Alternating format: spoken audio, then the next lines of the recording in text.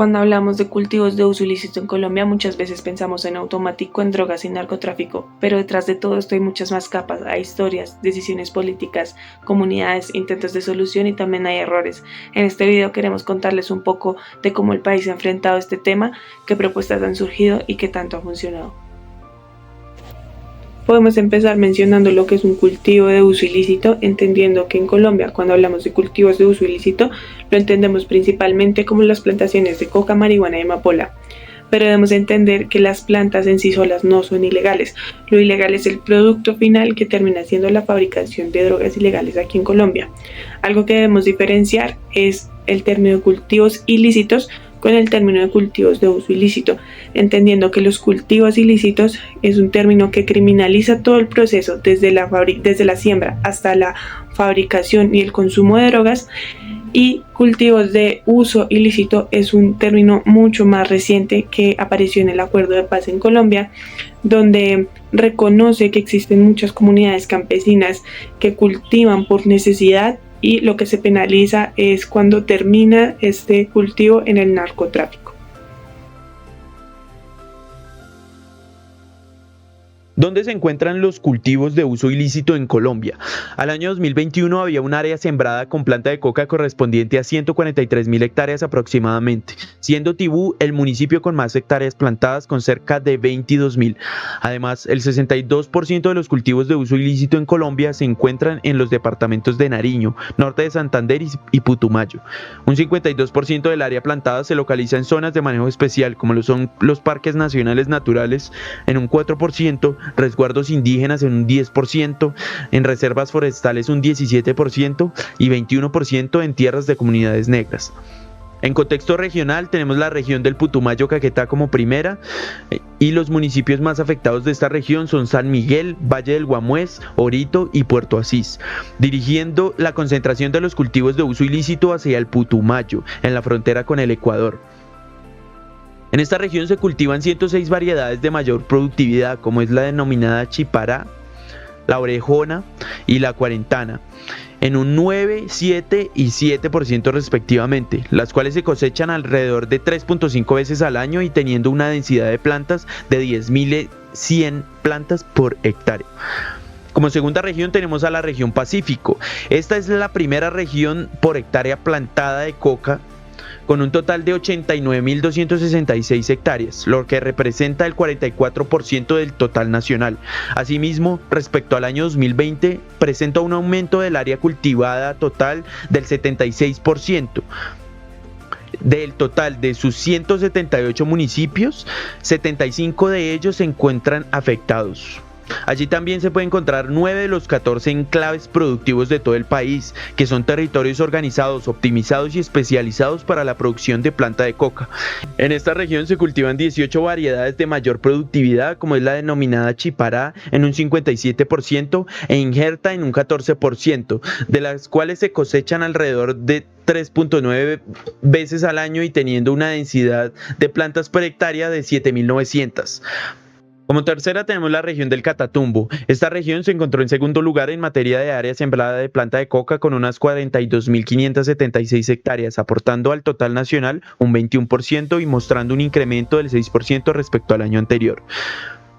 De los 65 municipios encontrados en esta región, 17 municipios hacen uso de sus tierras para el cultivo de planta de coca en alguna medida, siendo Tibú el municipio con mayor incidencia, representando el 52% del total regional. A diferencia de las demás regiones, en el Catatumbo se producen principalmente solo dos variedades de mayor productividad, como lo es la Chipará en 21% e Injerta en 79%.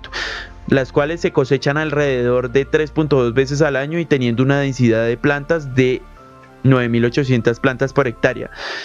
En cuarto lugar tenemos la región central sur de Bolívar.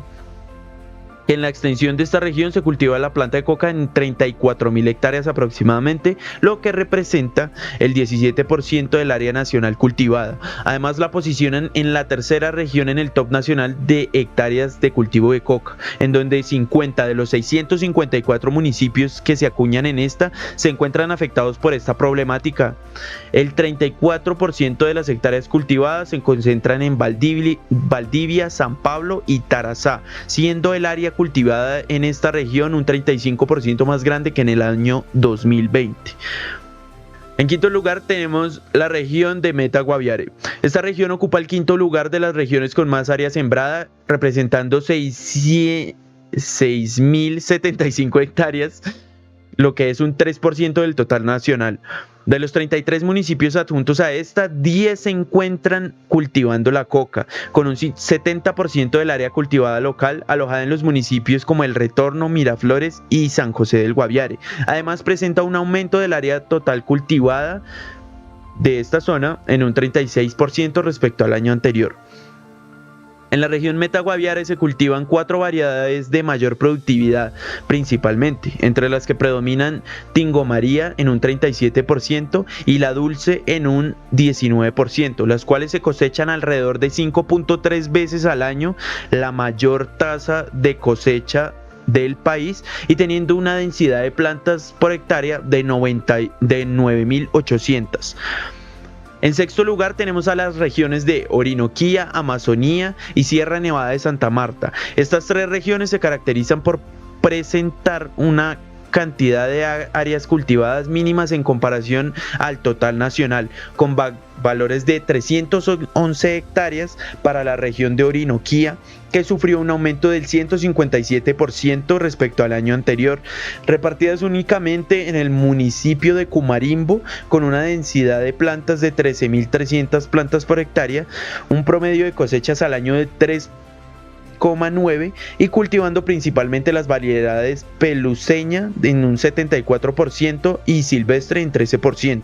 La región Amazonía, con unas 151 hectáreas distribuidas en 3 municipios, cuya cantidad de hectáreas en orden descendente se encuentra en Puerto Alegría, Carurú y Morichal, con un aumento respecto al año pasado del 27%. Por último, la región de la Sierra Nevada de Santa Marta tiene solo 2.5 hectáreas de coca cultivada, presentando un incremento del 21% en comparación con el año anterior. En los años 70, los cultivos de uso ilícito en Colombia crecieron por su cercanía con países como Perú y Bolivia, que eran los principales productores de hoja de coca.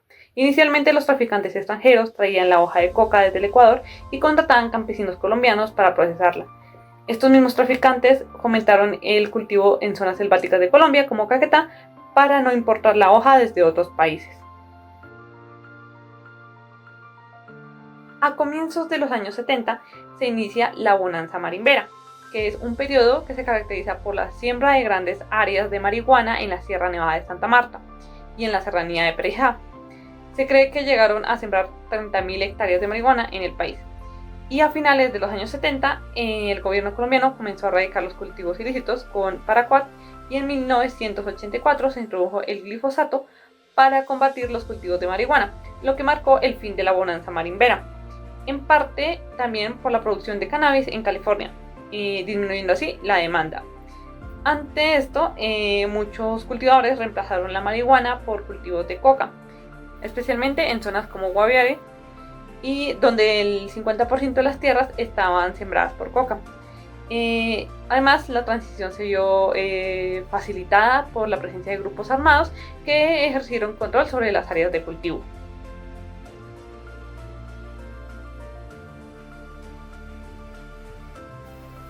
El Plan Nacional de Rehabilitación fue un programa presidencial que planteaba estrategias con la finalidad de mejorar y ampliar la presencia del Estado en las zonas marginadas del país, mejorando la calidad de vida y fortaleciendo la estructura productiva. En la década de 1990 se inició el programa de sustitución de cultivos ilícitos en Caquetá, Guaviare y Putumayo, liderado por las Naciones Unidas. En 1994 se creó el Programa Nacional de Desarrollo Alternativo, PDA, implementado en 1995 bajo la coordinación del Plan Nacional de Rehabilitación. El Programa Nacional de Desarrollo Alternativo buscaba complementar las campañas de erradicación forzosa a través de inversiones de carácter social, con el fin de prevenir y frenar la producción de cultivos ilícitos.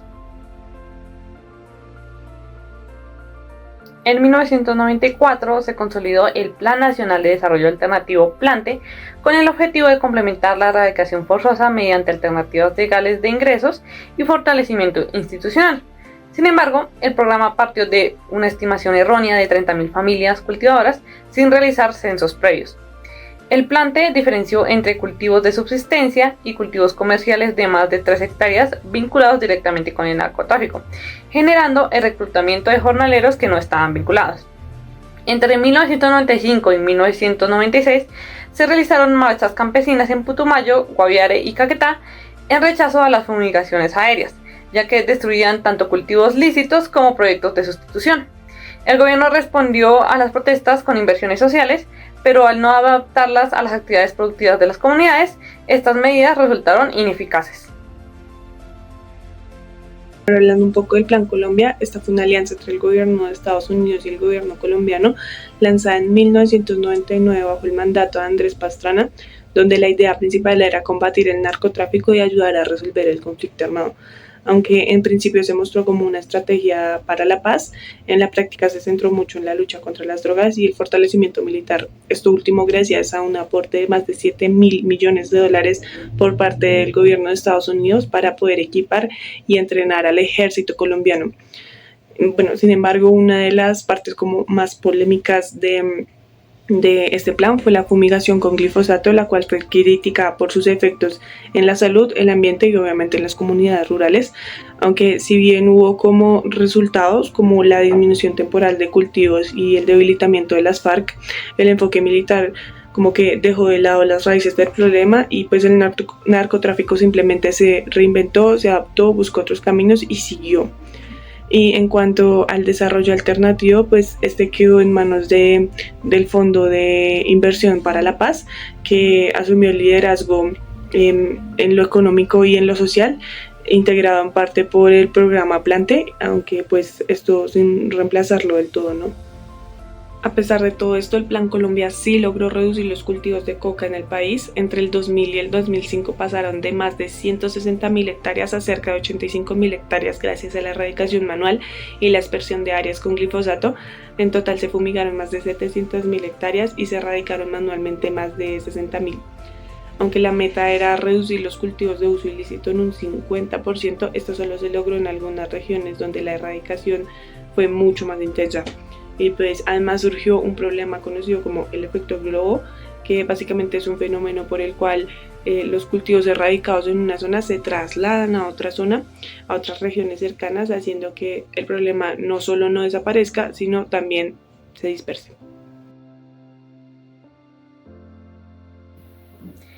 En 2003 se creó el Programa de Desarrollo Alternativo PDA, que sustituyó al Plante con el objetivo de erradicar cultivos de uso ilícito, evitar su expansión, generar ingresos alternativos y promover la participación comunitaria. Fue ejecutado por el Programa contra Cultivos Ilícitos PCI y se estructuró en 3 componentes: proyectos productivos y de generación de ingresos, familias guardabosques, fortalecimiento institucional, desarrollo social y monitoreo. Estos componentes complementaban la erradicación manual voluntaria en territorios afectados. El programa de proyectos productivos promovía economías legales mediante cultivos de pan coger y proyectos agrícolas a mediano y a largo plazo, como cacao, caucho, palma aceitera y café.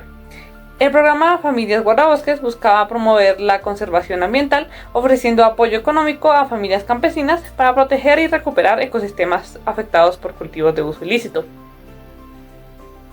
Ambos programas fueron criticados por su enfoque centralista, la falta de diálogo con las comunidades y por exigir erradicación total previa, lo que limitó su alcance. Además, priorizaron objetivos antinarcóticos sobre el desarrollo rural, utilizando a las comunidades para reducir cultivos ilegales y debilitar a grupos armados. En 2007 se creó el Plan Nacional de Consolidación Territorial, con el objetivo de recuperar territorios afectados por el conflicto, pero también fue criticado por la misma razón. Además, se levantaron las restricciones para la fumigación aérea y se incrementó el área de zonas fumigadas. Siguiendo con nuestra línea histórica, podemos decir que entre el 2010 y 2018 se dieron varios cambios clave para la política antidrogas colombiana, empezando porque en 2011 se consolidó la Política Nacional de Consolidación Territorial, que buscaba el desarrollo rural sostenible, la protección ambiental y el fortalecimiento comunitario con un enfoque territorial y diferencial. Para ejecutarla se creó una unidad especial dentro del Departamento para la Prosperidad Social y más adelante se suspendió la aspersión de área con glifosato debido a sus posibles efectos cancerígenos advertidos por la OMS. En 2016 se aprobó la Ley 1787 que reguló el uso médico y científico del cannabis. Y ese mismo año, el 24 de noviembre, se firmó el acuerdo de paz entre el gobierno y las FARC. Uno de los pilares de este acuerdo fue el punto 4, que propone una solución al problema de las drogas ilícitas, que básicamente habla desde un enfoque desde la salud pública, derechos humanos y el desarrollo alternativo. En este marco se creó el Programa Nacional Integral de Sustitución de Cultivo de Uso Ilícitos, con énfasis en la participación comunitaria, la seguridad social y el tratamiento penal diferenciado para pequeños cultivadores. Este programa incluyó herramientas como los planes PISDA, que básicamente promueven la sustitución voluntaria a través de asambleas comunitarias, pues están articulados con los programas de desarrollo de enfoque territorial. También se implementaron pues medidas de atención inmediata como ayudas alimentarias, empleo temporal y proyectos productivos. Además que se priorizaron obras de infraestructura, recuperación ambiental, fortalecimiento de tierras y pues uso adecuado de suelos, por ejemplo. Todo esto era como parte del enfoque integral de la reforma rural. Ahora, tocando un tema muy interesante, podemos decir que aunque en los últimos años han disminuido las hectáreas de cultivo de hoja de coca en el país, la producción de cocaína ha aumentado notablemente, ya que según datos de la Oficina de Naciones Unidas contra la Droga y el Delito, según datos del 2020, los cultivos bajaron un 7%, continuando la tendencia a la baja de años anteriores. Sin embargo, se produjo mucha más cocaína que antes, con un aumento del 8% respecto al 2019. Pero ¿por qué pasa esto? Básicamente es porque los cultivos están mucho más tecnificados y los laboratorios ahora son mucho más eficientes. Por cada tonelada de hoja se extrae más pasta base que antes, además que se utilizan precursores químicos que también han generado impactos ambientales. Hay quienes señalan que esto pues no es nada nuevo, simplemente se ha intensificado, pero esto sobre todo por la presión que genera la erradicación forzada. Y pues al final los actores involucrados han encontrado formas de continuar con el negocio mucho más eficaces para la producción e incluso con menos áreas cultivadas. La lucha contra los cultivos de uso ilícito en Colombia han tenido logros parciales, como la reducción en la cantidad de hectáreas cultivadas, pero también ha enfrentado limitaciones significativas. Las estrategias tradicionales, como la erradicación forzada y la aspersión aérea con glifosato, han generado controversias debido a sus impactos en la salud, el medio ambiente y las comunidades rurales, además de no abordar las causas estructurales del problema. Es crucial que las políticas públicas y los programas de desarrollo alternativo adopten un enfoque integral que no solo fomenten la sustitución voluntaria, sino que también aborden las causas profundas del problema, involucrando aspectos económicos, sociales, ambientales y de seguridad.